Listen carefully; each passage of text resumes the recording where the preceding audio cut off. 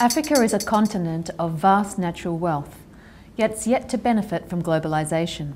It's struggling with poverty, corruption, wars and underdevelopment. What can Africa do to unlock its potential? Speaking to me at INSEAD's Leadership Summit Middle East is Masire-Mwamba, the Deputy Secretary-General of the Commonwealth Secretariat and a former CEO of Botswana's Investment Promotion Agency. Ms. Masire-Mwamba, welcome to INSEAD Knowledge. Thank you very much. For many years, Botswana has been a shining example of just how successful an African nation can be. It's come from being one of the poorest countries in the world to being a middle-income nation and the fastest growing in Africa. What's so special about Botswana and what can other countries learn from it? What has been unique about Botswana has really been the way that it's been able to use the diamond mineral wealth for development. It has been the way that it has created institutions and an enabling environment which has allowed government and allowed the people of Botswana to optimize their contribution to the development of the country. So how important has strong leadership been to Botswana to get this success? Strong leadership has meant everything for Botswana. We have been fortunate in that we have had 4 leaders of Botswana since independence, and the uniting thing with all our leaders has been this vision of a country that is standing up by its own bootstraps, a country that has an economy that is sustainable, and a country that has sought to find ways that are different and ways that are relevant for itself as a developing country. Now, the Commonwealth has 18 African member states, some of them amongst the poorest.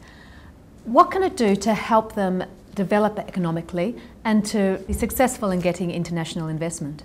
It's a free association of members who have come together precisely because they want the opportunity to learn from each other, and they want the opportunity, they have a shared value system that allows them, using the principles of democracy, using the principles of development, to embark on a conversation that allows for a much freer and open learning. This is very different from the other international organizations which are more based on economic might or based on strategic alliances.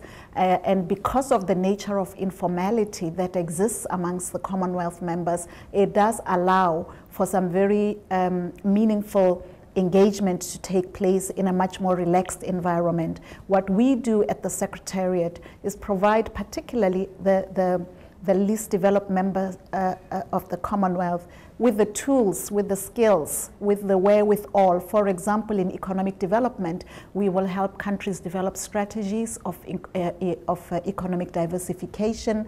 We will assist them where they find new mineral wealth, as some of our members have most recently. How do they develop those policies? How do they increase their negotiation capacity in international fora? So these are some of the services that we will provide to assist with the economic development agenda. With its rapid urbanisation and the move from many thousands of people from a nearly subsistence economy into the cash economy, it's been estimated that Africa's growth of consumer spending will increase 60% by 2020 to, I think it's $1.4 trillion.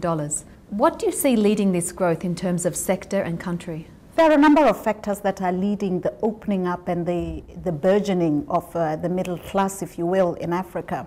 And some of these factors are due to the enabling environment, the economic policies. We see a lot of new leadership in Africa that is keen to open up economies to make it easier for private sector and international business to participate in the growth of the economy. We see new sectors such as agriculture. Africa has about 60% of the world's arable land, and because of that, it does have the potential to be the next green revolution, if you will, which allows for agricultural growth and development. And I think finally we have seen a massive infrastructure development in Africa, which for a long time was really what blocked a lot of the trade and economic development. India and China are spending a lot of money buying land up in Africa, but the main developed market investors are still coming from Europe and the US. How has the continent been affected by the global debt crisis, and is it impacting the local people? countries that are mineral-led, countries like economies like Botswana were impacted in a way because as the demand for the diamonds was impacted, it had a roll-on effect on a knock-on effect on Botswana. But other economies, I think, were somewhat insulated because of the smallness of the economy and maybe because of the lack of being plugged into the global economy, were somewhat insulated. What, however, is most interesting about what we see happening across Africa is the very strong resilience and the very strong pushback. A lot of African economies are coming out of this global crisis with a better strengthening of the local institutions and the local economy, simply because the engagement with the international economy was somewhat affected in that period. How important is raising human rights awareness to Africa's economic development? Raising human rights awareness is extremely important. It's important because it's an element of governance that has hitherto not been prioritized in a lot of developing countries. But I think we have seen with the degree of social unrest that has been manifested in the Arab Spring in particular, that issues of exclusion, issues of human rights, issues of not taking into account the population as a whole are very, very important, and they can undermine whatever achievements have been achieved in the economic sense. You replaced Florence Mugasha of Uganda in your position at the Commonwealth. Is this reflective of a growing influence that African women are having in business and affairs of state? Indeed, African women are having a very important stake to play, not just in the Commonwealth, but across the continent. Last year in the Commonwealth, as our theme, we had women as agents of change. And it was incredible as we went not just throughout Africa, but across the Commonwealth, the role that women are playing in conflict resolution, the role that women are playing in economic development, and the role that women are playing in leadership in particular. And I think this has been motivated by several factors, not the least of which has been the recognition that women do have a contribution to make. And I think we are now standing at a stage where in leadership, in conflicts, in economic development, this recognition that women have a critical and important role to play is beginning to manifest itself. And as women increase their roles outside the home, is their status changing? The status is changing. But I do want to say the status of women changing is a societal issue.